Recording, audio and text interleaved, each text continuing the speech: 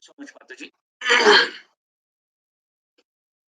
जय जय श्री चैतन्य जय नित्यानंद जय अद्वैत चंद्र जय गौर भक्त वृंद जय जय श्री चैतन्य जय नित्यानंद जय अद्वैत चंद्र जय गौर भक्त वृंद जय जय श्री चैतन्य जय नित्यानंद जय अद्वैत चंद्र जय गौर भक्त वृंद.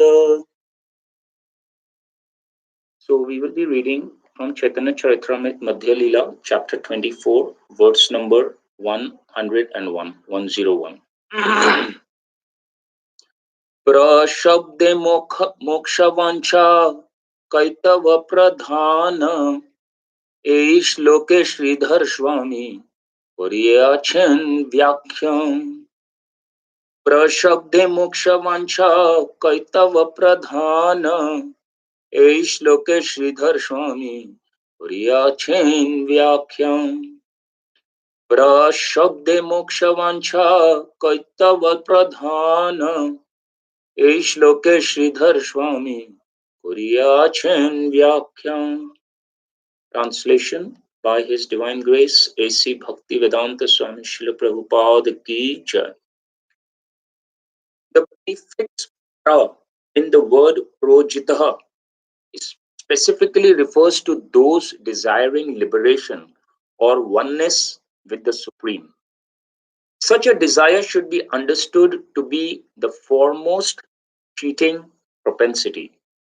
The great commentator Sridhar Swami has explained this verse in that way. Om Ajnana-timirandhasya Jnananjana-shalakaya Chakshurunmilitam Jena Tasmai Shri Guruve Namaha. Shri Chaitanya Manobhishtam Sthapitam Jena Bhutale Swayam Rupa Kadamayam Dadati Swapadantikam Vandeham Shri Guru Shri Juta Padakamalam Shri Guru Vaishnavanscha Shri Rupam Sagrajatam Sahagana Raghunathanvitam Tam Sajivam Sadvaitam Savadhutam Parijana Sahitam Krishna Chaitanya Devam Shri Radha Krishna Padan Sahagana Lalita Shri Vishakhanvitamscha He Krishna Karuna Sindhu Deenabandhu Jagatpate Gopesha Gopika Kanta Radha Kanta Namostute Tapta Kanchana Gaurangi Radhe Vrindavaneshwari Vrishabhanu Shute Devi Pranamami Hari Priye Vanchakalpatarubhyascha Kripa Sindhubhya Evacha Patitanam Pavanebhyo Vaishnavebhyo Namo Namo.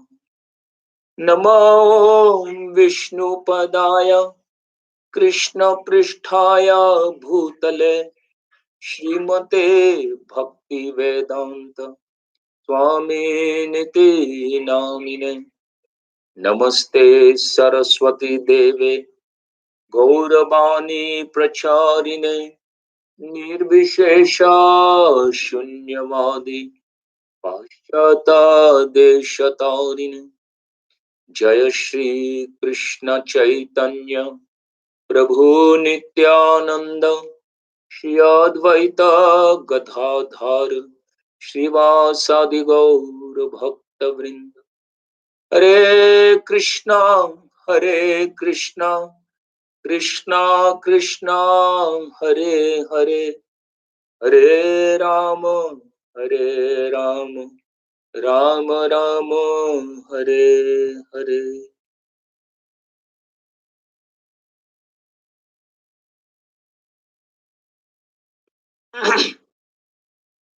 प्रशब्दे मोक्षवांछा कैतव प्रधान ए श्लोके Shridhar Swami Puriyachen Vyakhyam.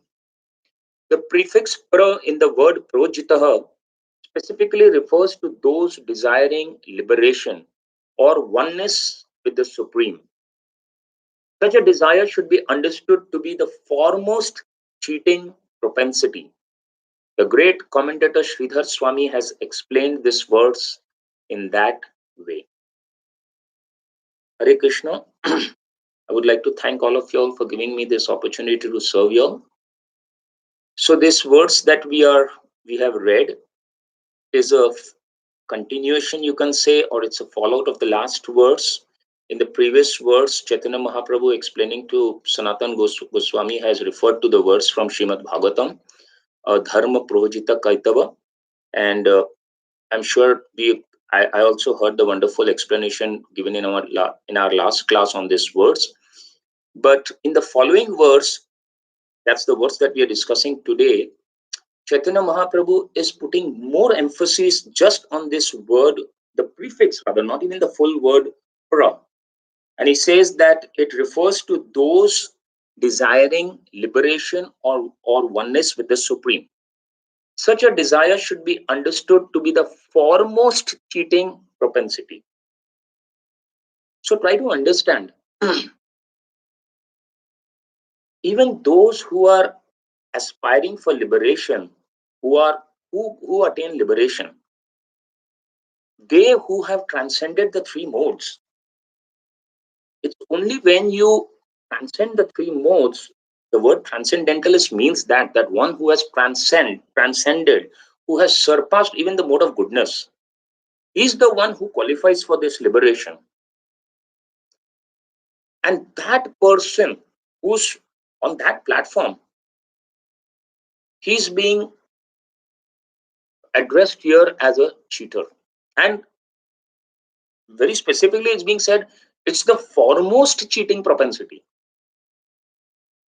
And this is being explained or established by Sridhar Swami. So, why is this being? Because try to understand. Here is a person who has transcended all the three modes, means he's beyond the control of these three modes. So he's on a Shuddha Sattva platform, even beyond the platform of Sattva. But on that platform, what is his aspiration? He wants to become one with the Supreme. He wants to become the Supreme. I remember one time in the Journey Home book, His Holiness Radhanath Swami Maharaj writes about an incident of when he met one yogi. You know, he was traveling and he was meeting so many different types of sadhus and yogis. And so this sadhu, he was a Ram Bhakt. And Maharaj said, whenever he would talk Ram Katha, you know, literally tears would flow.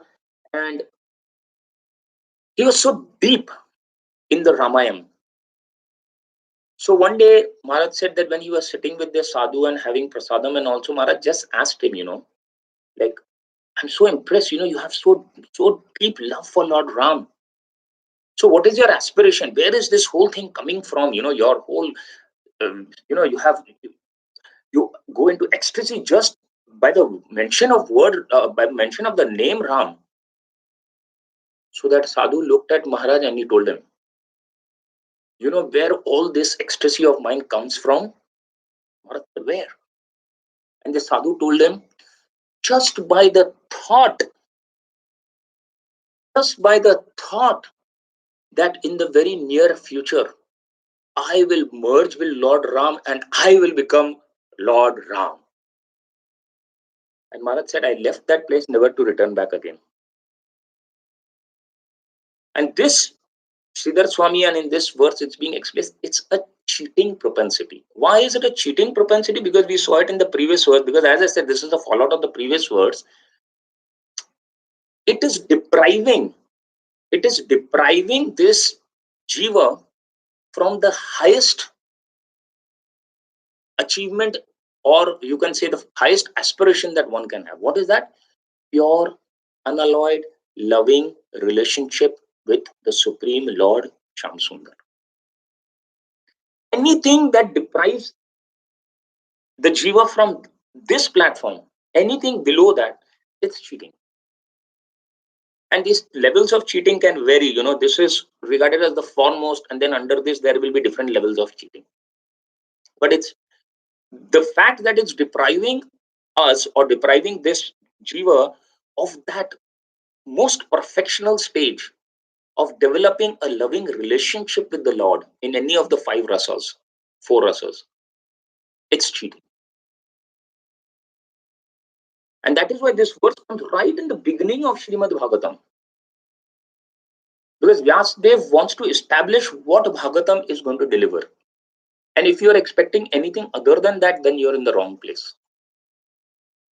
So, of course, as I said, this verse has been very beautifully explained in our last class. I also heard the class by Hari Parshad Prabhu. He explained it so wonderfully. So, I had thought that he would cover up this verse also, but since it didn't cover up, so I just took it. We will be discussing the next verse. The main discussion of our today's evening will be, today's morning for y'all, will be the next verse. So, we'll just go to the next verse, which is verse number 102. सकम भक्त आज्ञा जानी दयालु भगवान स्वचरण दिया करे इच्छार विधान। सकम भक्त आज्ञा जानी दयालु भगवान स्वचरण दिया करे इच्छार विधान। सकम भक्त आज्ञा जानी दयालु भगवान स्वचरण दिया करे इच्छार पीड़न। Translation: when merciful Lord Krishna understands that a foolish devotee desires material prosperity, he gratefully gives him the shelter of his lotus feet. In this way, the Lord covers the devotee's undesirable ambitions. So, see, in the last verse, we were talking of this transcendentalist who's beyond the three modes. And now in the next verse, we are talking of which person? A Sapama Bhakta. He's pretty low on the ladder. A Bhakta who worships, approaches the Lord, but he has kamana. He has desires, material desires. So how does the Lord deal with this person? What is the Lord's stance for this person? It's important to understand. And in this verse, we'll explain two aspects of this verse. We'll see how merciful. That is why the word used here is also Dayalu Bhagwan. How merciful is Krishna? That this Bhakta who's coming to him is a Sakam Bhakta. He's only coming to him for business. That I want this. And maybe when he gets that, he never comes back. Most of the time when people go, even if they go to Krishna or they go to the demigod, it's very mercenary. They don't go because they love Lord Shiva or they love Lord Ganesh or they love Krishna. No, it's pretty motivated. They just go, they do something like a deal, they come back. Like I can tell you all of one, incident which comes to my mind. One time there was a devotee of Lord Shiva. So he goes to Lord Shiva and he tells him that, hey, these are the dealings, I'm trying to explain when we'll come back to this word. But this is the general, you can say, approach of people towards, be it demigods, be it God, be it anybody. So he goes to Lord Shiva and he tells Lord Shiva that, oh, Shambhu, I have a house which I want to sell.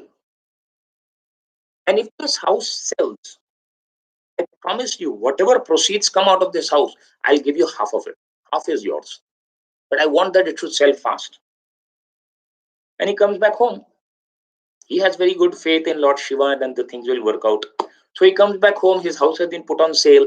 And suddenly he realizes that He's getting very good offers for that house. $500,000. So then he starts thinking that I'm going to get $500,000 or $400,000, and I've promised Lord Shiva that I'm going to give him half, which means that I'll have to give $200,000, which is too much. When I made the promise, I didn't think that. He didn't think of the numbers, the figures. So what to do? Now, here's we are very intelligent. So he thinks of a strategy, he thinks of a way. What he does is, he puts a condition in selling his house. Whoever buys this house has to buy my cat also, because this cat is too attached to this house. And the the house, he said, costs only $5,000, but the cat costs whatever is the balance amount, 400,000, 99,900, 900, whatever is it. That's the cost of the cat. And the house sells. Whoever, they don't care, they want the house itself. So he comes to Lord Shiva and tells him, look, the house sold only for $5,000, so here's your $2,500. How intelligent, isn't it? So this is the point I'm trying to make, is the Sakam Bhakta, when they approach either the demigods or any object of worship, and in this case we are talking about Bhagavan, it's very, you can talk business. You do something for me, I do something for you. People go to Vaishnav Devi and they take a vow and come. If I get a child, then I'll offer a gold necklace. This is all business. But you see, in case of Krishna, this is the reason, we'll see, this is the reason why in Srimad Bhagavatam, Krishna has said, Akama sarva kama moksha kama va udharadhi. Whoever it may be, whether you have all the kamanas, all the desires of the world, or you don't have any kamanas, no desires. Akama means no kamas, sarva kama, I have many desires. Moksha kama, you want moksha also. What do? Tivrena bhakti yogena jajate purusha param. You go to this purusha param. Don't go anywhere else. Why? Somebody might, why should I go to Krishna? But anyway, I want a house, I'll get it from Shiva. Why should I go to Krishna? There's a difference. This is the words where Lord Chaitanya Mahaprabhu is explaining to us. That when the Sakama Bhakta goes to Dayalu Bhagavan, to Krishna, what does Krishna do? He understands that this devotee is foolish. Why is he foolish? Because he is desiring material prosperity. He's foolish. Krishna knows best that whatever we see in the example of Dhruv Maharaj, the best example that comes to our mind. When Dhruv Maharaj went into the forest, he was Sakam. He was not Akam. He didn't go and start his austerity, which we have already read and understood in the Srimad Bhagavatam. He didn't go into the forest Akam, that, oh, I'm just going to please the Lord. No. He had a kamna, he had a desire, right? He wanted that whole kingdom. But the good thing was that he meets Narad Muni, and Narad Muni, being his guru, directs him. To whom? To Lord Vishnu. And when he sees the beautiful form of the Lord, we know what follows. That same desire which he had, the Lord is ready to fulfill, and the Lord does fulfill. But he's lost the taste, you can say. He doesn't want it. He's telling the Lord, I don't need it. It's just like a broken glass. So similarly here, Lord Chaitanya Mahaprabhu is explaining, when merciful Lord Krishna understands that this devotee is foolish because he is desiring material prosperity, what does he do? He gratefully gives him the shelter of his lotus feet. Let us stop here. Imagine Chaitanya Mahaprabhu, Krishna, seeing this person who's a Sakami, who's come to him for, not for, pure bhakti or something. He's come to him for some desire. I want this, and I want this. And what does Krishna do? Krishna, it is being explained here, he gives him shelter of his lotus feet. Why does Krishna give him shelter of his lotus feet? We'll understand it down the line in our class today only, of what happens. We see examples, right? 4 Kumaras. 4 Kumaras, when they were approaching Vaikuntha, even before they could have darshan of the Lord, even before they could have a visual contact of the lotus feet of the Lord, what did they come in contact with?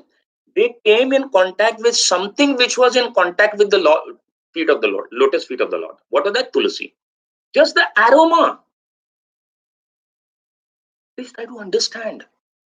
It's not even the lotus feet of the Lord that they have come into contact. It's just the aroma which was coming, which they came in contact with. What happened? They were Brahman realized, and how that whole, just by that aroma, and then following, of course, we know they saw the beautiful form of the Lord. Lotus feet of the Lord. We see in Ramayana, Lord Ramachandra's lotus feet just touches this stone, and this stone is transformed into whom? To Ahilya. You know the pastime, right? She was cursed to become a stone. She was the wife of Gautam Rishi. She was cursed to become a stone. And just the touch of Lord Ramachandra's foot on that stone, she was freed from that curse and she regained her original form. Lotus feet of the Lord. There is one beautiful bhajan by Bhakti Vinod Thakur, where Bhakti Vinod Thakur explains this same thing that we are talking about. What this lotus feet of the Lord can do. We sing it many times, but a lot of times we are not meditative enough of these bhajans, because these bhajans which have been compiled by our Vaishnavas, they were not very poetic, that they rhymed the words very nicely, and no, it's actually their heartfelt experiences, their realizations which have flowed out in the form of these bhajans. So what does Bhakti Vinod Thakur say? He says, Ekhon bujhino prabhu tomar charana ashoka bhoyamrita purna sarvakshana. Bhakti Vinod Thakur is saying, now I have understood what? That your divine feet are a refuge free from all sorrow and fear, and it is eternally full of sweet nectar. And the same thing we'll get to see in the next verse, in the same verse that we are discussing in the second part. So Bhakti Vinod Thakur is saying that these feet of the Lord, now I have understood, they are the refuge. If anybody takes refuge, takes shelter of them, one will be free from all sorrow and fear, and will be eternally filled, eternally satisfied with sweet nectar flowing from that lotus feet. And then in the following verses, he gives so many beautiful examples. Je pad lagiya Rama tapasya korila. Rama is who? Lakshmi Devi. He did tremendous tapasya. For what? To get the service of serving the lotus feet of the Lord, massaging the lotus feet. She did tapasya for these lotus feet. Je pad paya Shiva Shivatva lobhila. Lord Shiva got Shivatva only when he got the shelter of the lotus feet of the Lord. Je pad labhiya Brahma Kritartha hoila. Lord Brahma's life became successful only when he obtained the lotus feet of the Lord. Je pad Narada Muni Hridaya Dhariya. And these lotus feet, all the devotees as shown by the greatest devotee who Narad Muni hold in their heart. And why? Thakur explains it in the last verse. What happens? What is the benefit? What will one achieve by taking shelter of the lotus feet of the Lord? Samsara vipada hoite avashya udhara. Samsara vipada hoite. This whole samsar, this whole world is, vipada. There's danger, there's perils at every step. How will you get udhar? How will you get free? How can you cross over this worldly ocean? Samsara vipada hoite avashya udhara bhagati vinoda o pada koribe tuma. Your lotus feet will deliver. Krishna's lotus feet compare it right to that. It's like a boat. You take shelter, that boat will take you across this samsar, this whole ocean like samsar. This is the this is, and this is what Krishna is awarding to whom? Please try to understand. Here we are reading names like Lakshmi Devi. We are reading names of Lord Shiva, Brahmaji, Narad Muni. And here in this verse, what we are reading, what Chaitanya Mahaprabhu is saying, that Krishna, he gratefully gives him the shelter of this lotus feet. Just imagine. Why he does it? Because he is Dayalu. He's so merciful. This is the extent of Daya. This is the extent of the mercy of Lord Shri Krishna. The same thing Brahmaji explained, right? When Krishna killed Putana and sent her back into the spiritual world, into his abode as a, his mother. Kamva Dayalu. Brahmaji was so surprised. He said, who can be more merciful than my Lord Krishna, who has awarded not only liberation, he's awarded her a position of his mother in his own abode. Why? Only because she came, actually she was the only demon, I think, or demoness who came and offered something to Krishna. All other demons who came, they just wanted to come and kill him. But what was she offering? But Krishna didn't see that. Krishna said, she came as a mother to offer me something. Here it is. Kamva Dayalu. Who can be more merciful than my Lord?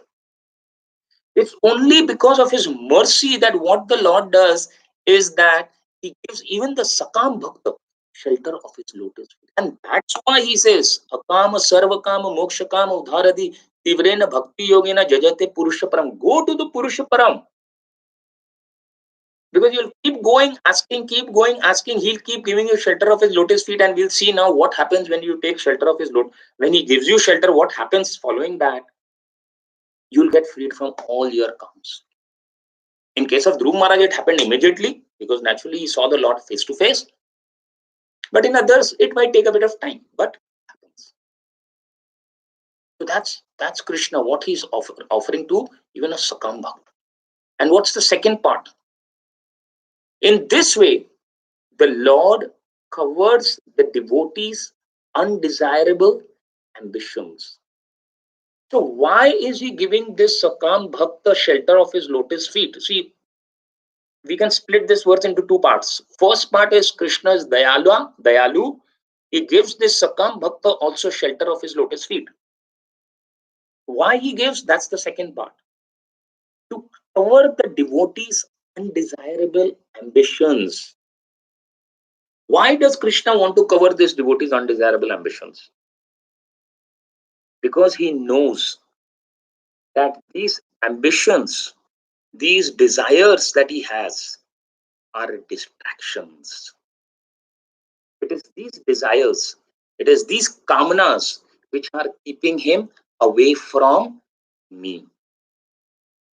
What is the meaning of distraction? If you'll just check in the dictionary also, a very dictionary meaning is that distraction is anything that prevents someone from concentrating on what he is trying to achieve at the present moment in the current situation. So anything that comes and obstructs or is an hindrance or diverts his attention or is an interference in his achieving what he is trying to achieve currently is a distraction. It's a distraction. And we know in human form of life, what is the goal of human form of life? Only one. Athato Brahma Jigyasa, inquiring, trying to, it's only in the human form of life that one can attain perfection, re-establish his relationship with the Lord.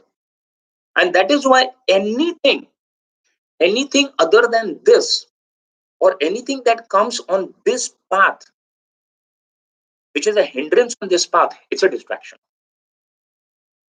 It's a distraction. So in the next few minutes, I don't know how much time we have, let us talk on this aspect of distraction. Because as we are seeing, even the Lord is concerned, right? If he would not have been concerned, then why would he give shelter to this Sakam Bhakta at his lotus feet? And why would he want to remove all these desirable ambitions from his life? Because of this. So let us talk briefly. It's a long talk that I usually give in many seminars on distraction and all. So I thought I'll just take a bit of part of it and try to explain what is distraction, how even in the process of devotional service, distractions can come up, do come up, and how they should be handled and overcome. Interesting, because I don't know about all those who are on the call, at least I know for myself, uh, these distractions keep coming all the time. It could be on a daily basis, sometimes it could be on an hourly basis. So those distractions are always there. So more than for, I don't know how much it would be helpful for y'all, I keep repeating this whole talk again and again, hoping that someday I'll keep talking and someday it will make sense to me, and I will, if not be totally freed from distractions, at least those distractions will minimize. So distractions can be of two types you can say, or they come in two different ways. One is called an unsolicited distraction, or you can say it just comes out of the blue. It's an unavoidable distraction. And one is an intentional distraction. Now, you all might say intentional distraction. So we'll talk about it and we'll try to understand what it means. What is an unsolicited distraction? A distraction which you don't want, but it comes. You cannot avoid it. Very simple example. Suppose, we'll take very simple example. Suppose you're sitting for chanting. In the mornings we sit in the temple, we sit among devotees and we are chanting Hare Krishna, Krishna Krishna, Hare Hare, Hare Ram, Ram Ram, Hare Hare. And suddenly somebody comes and taps you from the back. And, whoever taps you, it's for a very genuine reason. But what happens? You were, trying to focus. You were trying to connect, trying to absorb yourself, and suddenly somebody distracts you. Now, this is unavoidable. You didn't do anything about it. It just happened. So this is an unsolicited, it's an unexpected, it's unavoidable distraction. Okay. What is an intentional distraction? Intentional distraction is that while I'm chanting, I'll give you an example before we can understand this. One devotee went up to one devotee, very senior devotee, and he told him, Prabhu, you know what? All the Bhagavatam, all the classes that I give, he used to give good classes. So he was sharing with this senior of him. He said, all these classes that I give, when actually I prepare these classes, or when do I get, the whole nectar of these classes? So the senior asked him, when? He said, when I sit to chant, all these wonderful thoughts keep coming. Oh, I should tell this and anecdote in my class. I should tell this pastime in my class. And I just keep mentally registering them. And as soon as my class is over, I go and I start making notes of all that. So he thought this devotee will be very happy. But this devotee was not happy. He said, no. When you sit to chant, at that time your seva to Krishna is one. Even chanting is for the pleasure of Krishna ultimately. You cannot at the time, we have this term now is multitasking. You can't do multitasking in devotional life. Like I'll chant also, and at the same time I'll start taking out the deities dresses also, which we have to put them for shingar, and then with the other hand I'll start bringing all the garlands and keep them in place, so that no, it doesn't happen. It's very simple. Like, I think there are a lot of matajis on the call. Suppose you're cooking. You're cooking for Rajabhog. Now, while cooking, it's a meditation, right? You have to focus. The minute you don't focus, you get distracted by whatever reason. And imagine if you're making kheer and you put salt in it. What happens? That kheer is also being made for Krishna, right? Like we have an example when once Srila Prabhupada chastised one of the Matajis who had, by mistake, for whatever reason, she had put salt in the Charnamrit instead of sugar. Now, why did Prabhupada chastise her? Was not because Prabhupada got angry. He was setting an example. This is the point that Prabhupada was trying to make. That we have to be very attentive when we are doing devotional service. We are doing it for Krishna. That's what we need to understand. When we are at work, aren't we focused? We can't afford to make mistakes in our job, in our work.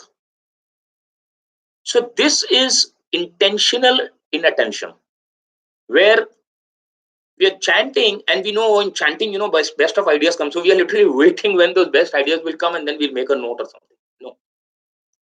That is why, see, the unavoidable distractions which we spoke about, they are disturbing because they disturb you. But what happens immediately that person goes away, you again try to focus now. Oh, he's gone. You answered his question. He's gone. You again start focusing. You put in your efforts again to start your service to Krishna, whatever it may be.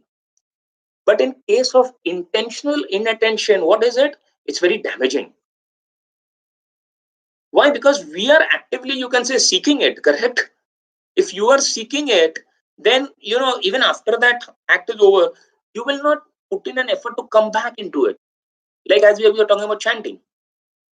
Even after your whole class is prepared, maybe in the chanting only, you will not put in an effort now to come back to the chanting because it's intentional.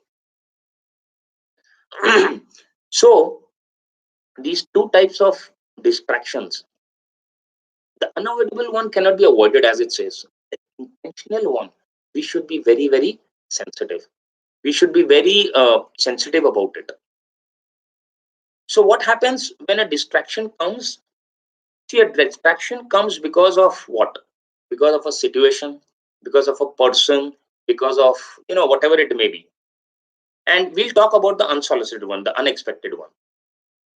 It's beyond our control, right? And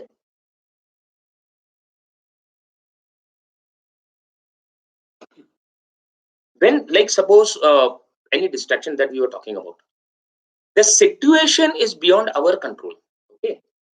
Now, suppose we handle that situation in some way.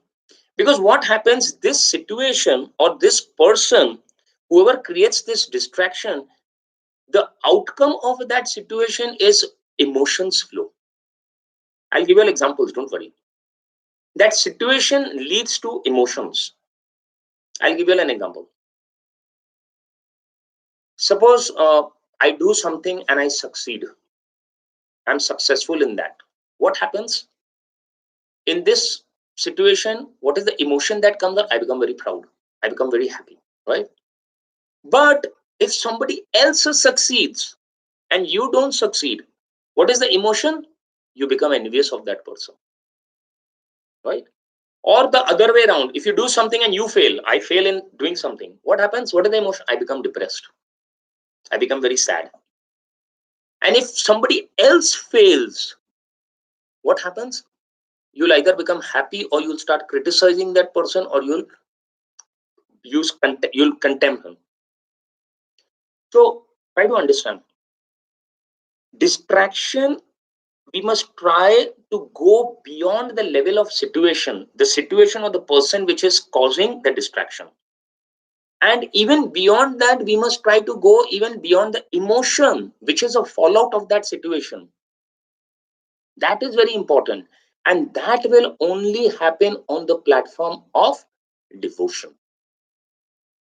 What is the meaning of platform of devotion? Means where we see that everything is orchestrated by Krishna. Because then, if I'm successful, I won't become proud. I'll understand, oh, okay, it's Krishna's hand. Or if I fail, I'll say, okay, well, Krishna didn't want it. If I see somebody else's success, I become happy. Yes. So it's very important to go beyond situation, beyond emotions, to the platform of devotion. That's perfection of overcoming distraction. I hope it's making sense. We give many examples. I don't have too much time, but this was the one thing I really wanted to explain. The perfection of overcoming distraction is when one goes beyond situation, person, place, circumstance, whatever it may be, beyond emotions, that may be anger, pride, depression, whatever it is. And what's his response? It's on the level of devotion, where he sees everything as an orchestration of Krishna. Krishna is doing it. So then our response, will be, you'll be happy. Whether you, either way, whether you succeed or you don't succeed, you won't be disturbed. So this is distraction. We must understand this aspect. This is really overcoming distraction. Distraction can only be overcome on the platform of devotion. It cannot be overcome on any other platform. So now next, I will try to explain two types of distractions. Types means distractions happen at an exterior level, at the gross level, and distractions for, and I'm talking primarily for us devotees, and distractions happen at an inner level, on a subtle level. So we have this beautiful verse in the Srimad Bhagavatam by Kunti Devi. Janmaishwarya Shuta Shrebhi Edamanamada Puman. She says four things. Janma Aishwarya Shruta Shrebhi. High birth, great opulence. Shruta is education, knowledge, and Shrebhi is beauty. She says these four things are big time distractions in our lives. In our lives means those who are practitioners who are trying to serve the Lord. Edman Madhapuman. A person becomes mad. He gets intoxicated, because when you are intoxicated, you can't think right and wrong. You'll think wrong to be right and right to be wrong. So these are four very gross, you can say, not gross, but in today's society, these are the biggest distractions, which are not only impeding an individual to take up to devotional life, but even those who have taken up to devotional life, they keep obstructing their growth. And we see so many examples of these. High birth. See, now we are approaching Damodar month, right? And we sing Damodar Ashtakam. Kuver Atmajo Bhadda Murte Vayadvat. The two sons of Kuver. Now, that's high birth. They are the sons of Kuver. But they were so intoxicated. The great said Narad Muni comes and they can't recognize him. And we know the whole pastime. I'm not going to get into the pastime.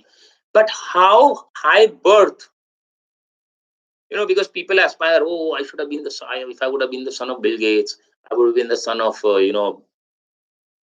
whoever. But this is a big impediment, Kunti Devi is explaining. It makes you mad. Then Aishwarya, opulence. See, we time and again have so many examples in the Srimad Bhagavatam of Indradev. He's such an exalted personality. He's the king of the Devtas. And he gets distracted from his service to Krishna. He fails to understand at times his position in relationship to Krishna. We have, again in the Kartik month, we'll be celebrating Govardhan Puja. We know that whole pastime. Now, this same Indra in Indralok, when Krishna comes with Satyabhama, we know the pastime, right? That Satyabhama wanted one Parijat flower. Indra refused. Please try to understand. This is Indra, who's the king of the demigods. He has a good understanding of his position in relationship to Krishna, but he fights. There's a battle. He fights Krishna not to give that Parijat to Krishna. Where does that come from? Because he's so puffed up. I'm the king of the demigods. Impediment. It's a distraction. Then Shruta, high knowledge. We see Brahmaji. All Vedas are coming from Brahma. Tene Brahma Hridaya Adi Kaviye. The Vedas were first spoken to, were given to Brahmaji.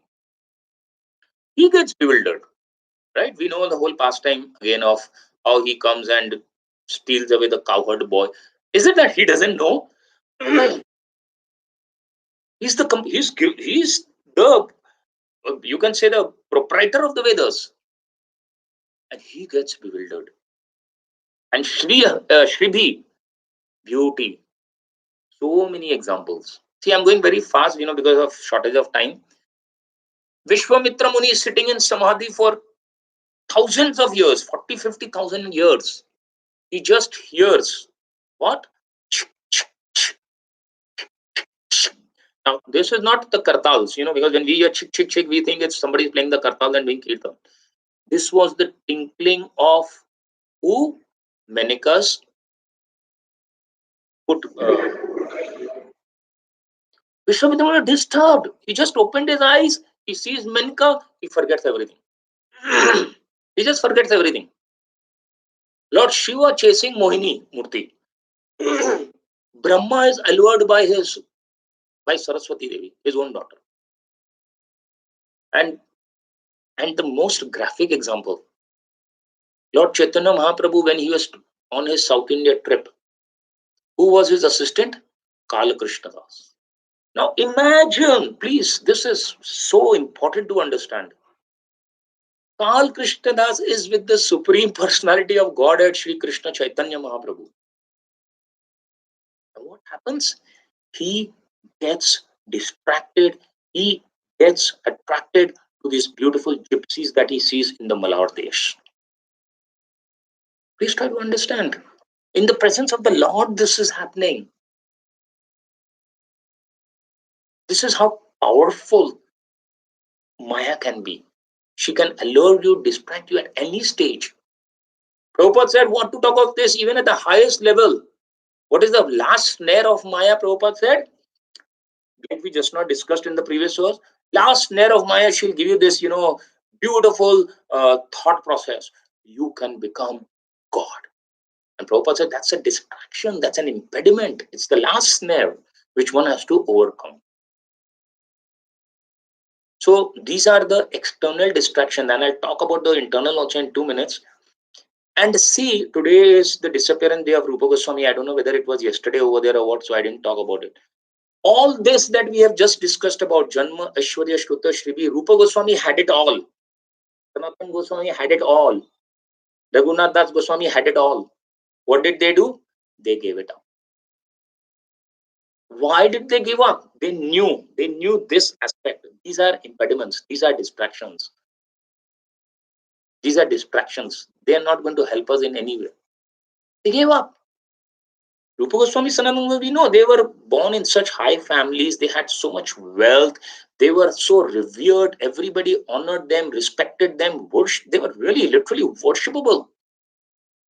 And they were beautiful. They were young. They were mandalpatis. They just gave it up. Turna means just like, this is garbage. We don't need it. We just don't want it. Because they understood that these are distractions, these are impediments. And now I'll tell you all of another types of distractions which come on a subtle level. So to explain that, I will tell you a small anecdote. Through that we can understand it. Do we have the time? I just wanted to see what's the time. We have the time, Mataji? Okay, I think about in 10 minutes I will end, or if I'm running too late, you all can hit the button and I'll stop whenever you all want to. So there's a very beautiful anecdote I'll explain to you all. One time there were 4 monks. So they decided that we are going to sit and do dhyan, meditate. Nobody is going to talk. Everybody sat down. They were all through the day meditating silently. Everybody was totally immersed. And as evening came, it became dark. There was a candle burning over there. Suddenly, what happened? The wind blows and the candle goes off and it becomes pitch dark. So one monk suddenly, when he sees that candle go off, he shouts, "Oh no, the candle has gone off." So now what did he do? He broke the vow because they were supposed to be, sorry, they were supposed to be mourn, not supposed to talk. So he broke the vow. Immediately, the second monk sitting next to him, he said, "Hey, we are not supposed to talk. Don't you understand?" He broke his vow. The third person sitting there got so angry in a very irritated voice, in a very loud voice. He said, "What is this happening? Why did you two break the silence?" Not realizing that he had also broken the silence. And the fourth monk was sitting, smiling. By this time, he had also obviously opened his eyes. And he said, "Wow, I am the only one who has not spoken." Now, it's a very nice story. There's a message in it. All these 4 monks, if you see, in some way or the other, they were distracted. The first monk, the first monk, he was distracted by externals. He saw the candle go off. When he saw the candle go off, he should have just not been disturbed. Candle is gone off. Right now, I am in meditative. I am supposed to be meditating, so I don't speak anything. I'll just accept it and move on. His distraction was external. But the important one is the other three, which we are going to, because we've already discussed the external ones. We'll talk about the other three ones. What does the second monk do? The second monk was more worried about the others, following, what had been established. And he was very to do what? To pass a judgment. He was judgmental. He was critical.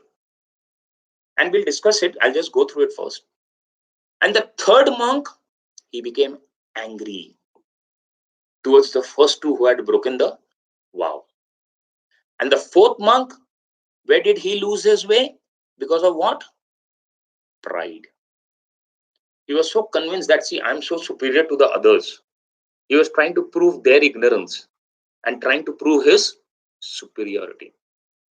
And my dear friends, these are more difficult obstacles and distractions on the path of a sadhaka than the previous ones that we spoke about.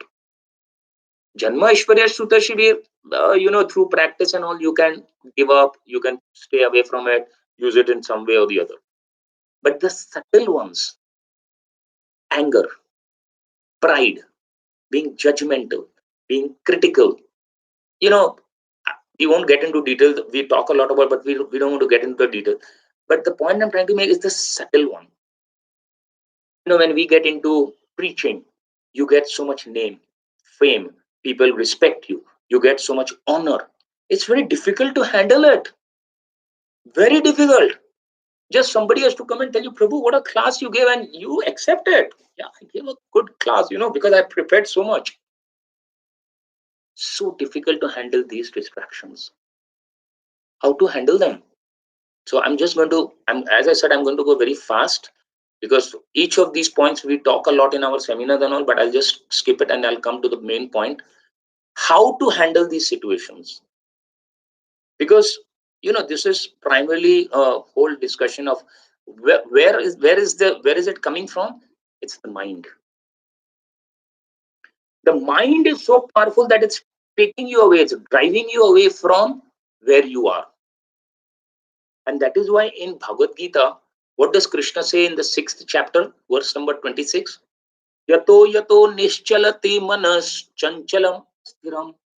that this man is very chanchal, very flickering, and astiram. It's not steady, it's unsteady. So he said, wherever this mind takes you, yato yato, wherever it goes, tato tato, from there, through niyam, what do you do? Withdraw it. We keep bringing it back. So like as I gave you the example, if somebody comes, talks to you during chanting, wonderful, you respect that devotee, fine, he's gone. Come back. Come back to wherever you left off. And it could be in any case, if you're cooking or whatever you're doing, keep bringing the man back. Yato yato nischalati manas chanchalam astra. This is the practice. That is why we are sadhakas, right? We are practicing devotees. What does practicing mean?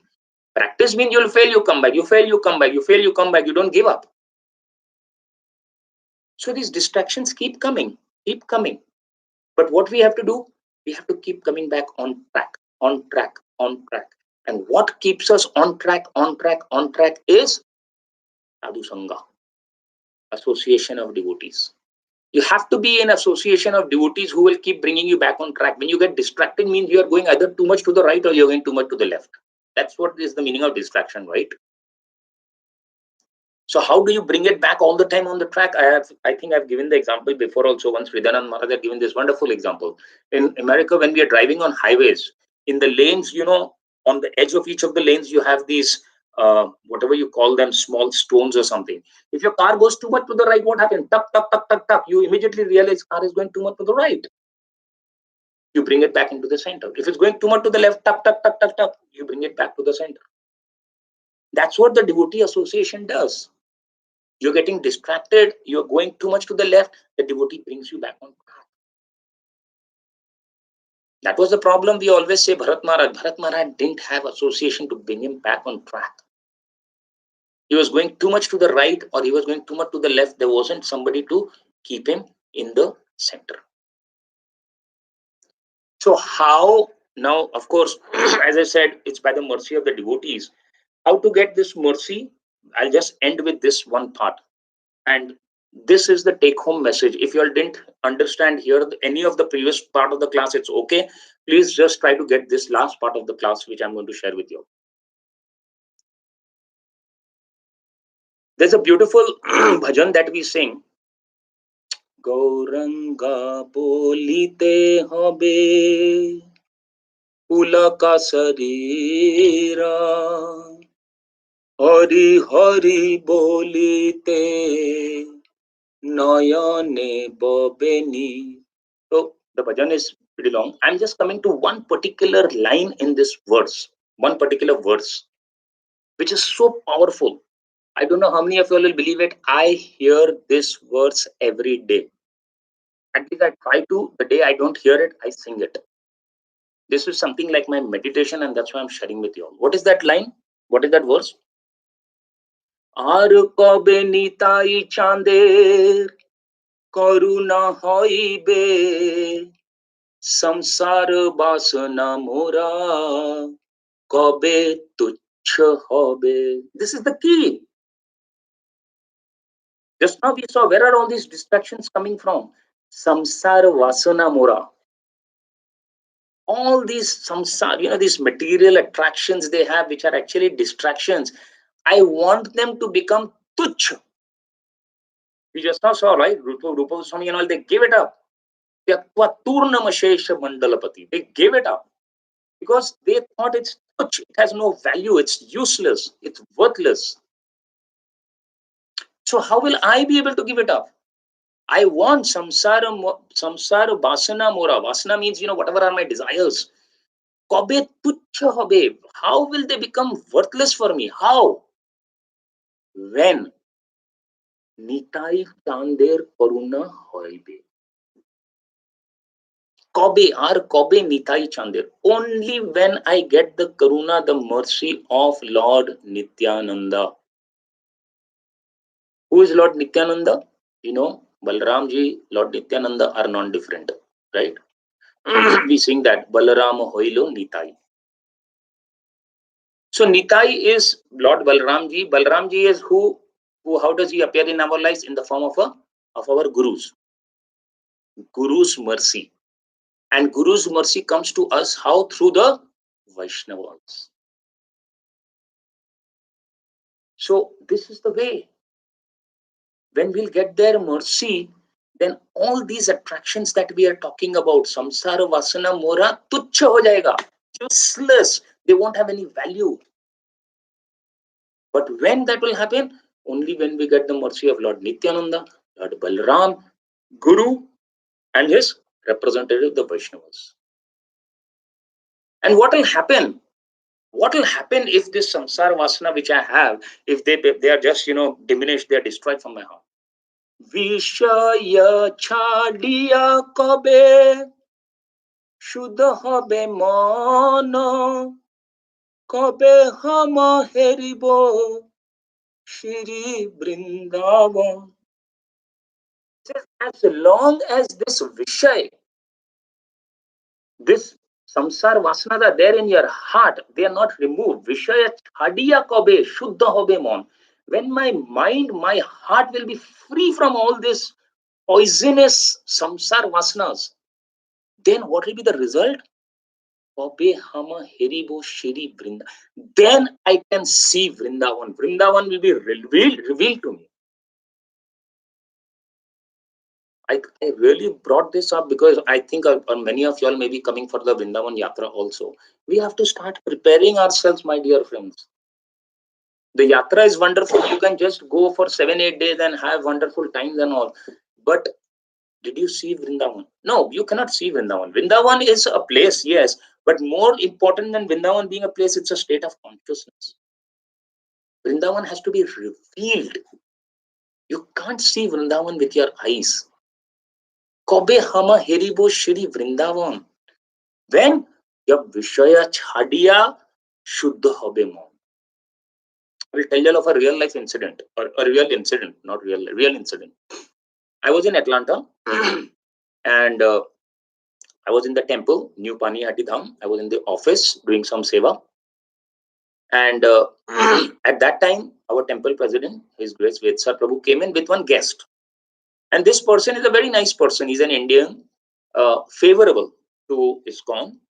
And he's very sattvic and he's got a lot of money. He's favorable, he helps the temple and all. But he's, attached to a lot of other processes and all also. So he came into that office. They both were sitting and they were talking, and I was in another corner doing my work. And he had just returned from India. He had been to a lot of these dhams. So he was talking to this temple president and explaining to him, I went to this place, I went to this place, I went to this place. And he was really glorifying. I went to Vaishnav Devi. It was so clean. It was so beautiful. I got such a wonderful room. The temple is so clean. It's so gorgeous. So he spoke like this for a lot of places. And finally he said, the last place that I went was Vrindavan. And when he said that time my ears opened up. I wanted to really hear, he went to Vrindavan and what was his experiences. So what work I was doing, actually, I got distracted from that work to this, what he was talking. And do you know what he said? He said, Prabhu, Vrindavan was so dirty. All that I could see everywhere was garbage, open sewages. I could see pigs moving around. The temples were not well maintained. It was so dirty. It's so dark. And the last statement which he said brought tears to my eyes. He said, I never want to get back to Vrindavan.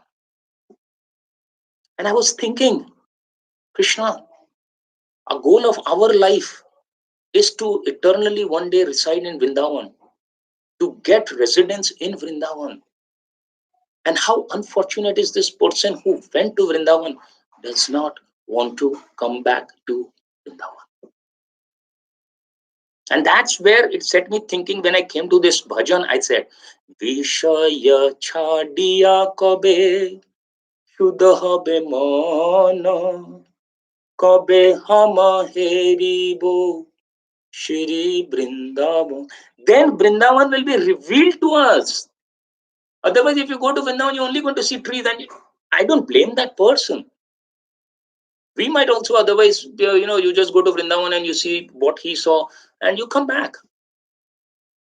Unless these distractions, samsara, vasana, mora, kabe, tuchya hobe, unless these distractions, these attractions, material attractions, which are distractions, are not eradicated from our hearts.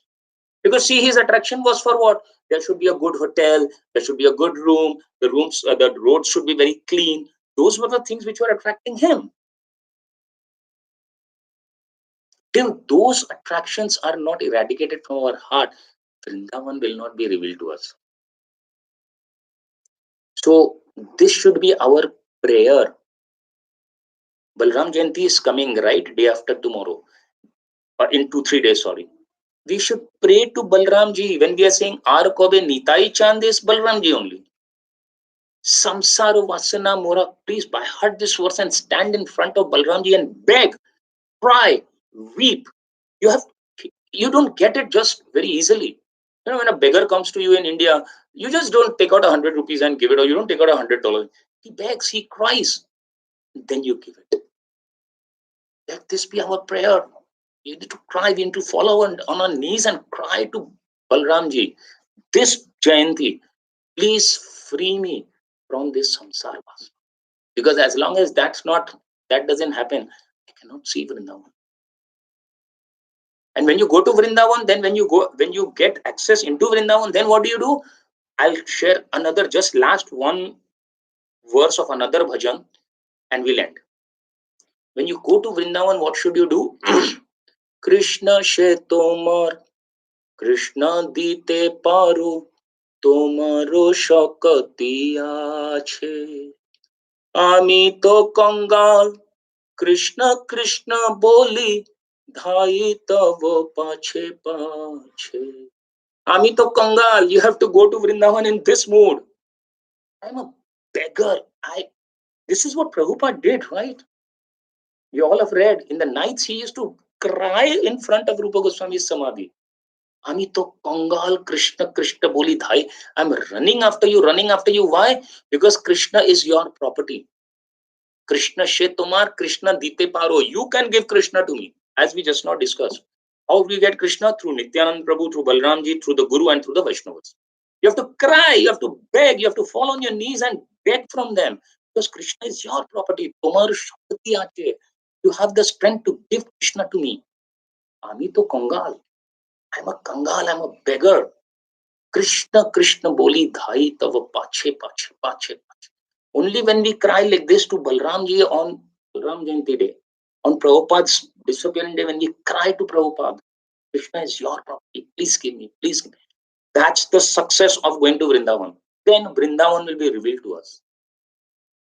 And that's how all these material attractions will be eradicated from our hearts. That's what this verse is saying. The Lord covers the devotee's undesirable ambitions. Why? Because ultimately he wants to bring him to this platform. Krishna she tomar, Krishna dite paro, Amito Kangal, Krishna Krishna boli, dhai tavo pache pache. Thank you very much. Shri Shri Chaitanya Charitamrita ki jai. Srila Prabhupada ki jai. Please forgive me. I don't know whether I went over time or how long I was supposed to speak, but I had taken permission from whoever was guiding the program. Anybody has any questions or any comments, or anybody wants to share anything, please feel free. Thank you so much for class and managing distractions, and very nicely you put forth the point that it was put on very nice anecdotes as well. It was very inspiring to me. Thank you so much. Thank you. Anyone have questions? You can go ahead and strategy. Thank you again.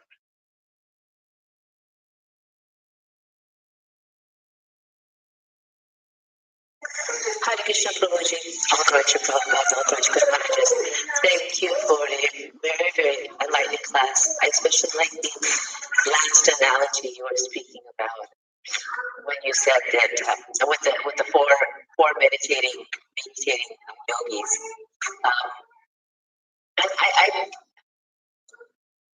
I guess I don't have a real question. I think you answered all my doubts when you said when you explained about the internal and the external distractions, and that the internal were the most difficult. And so thank you very much. Hare Krishna. Thank you, Mataji.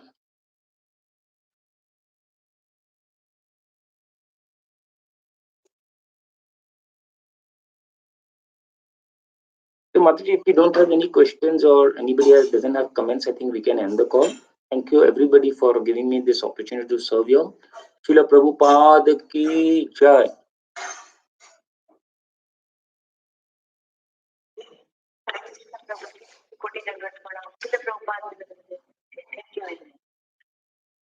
Thank you, Mataji.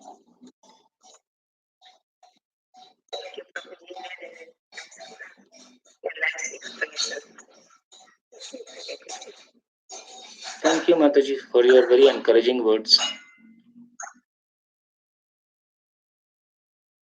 you all so much again for joining, and thank you so much, Prabhu, for coming on the call. If anyone has any questions, we can answer.